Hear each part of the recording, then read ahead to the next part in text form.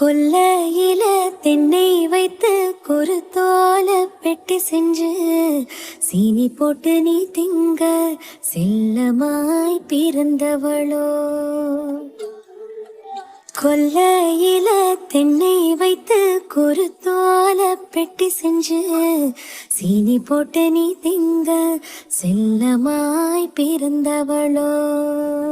மரக்கிளையில் தொட்டில் கட்ட மாமனவன் விட்டு கட்ட அரண்மனைய விட்டு வந்த அல்லீராணி கண்ணுறங்கு.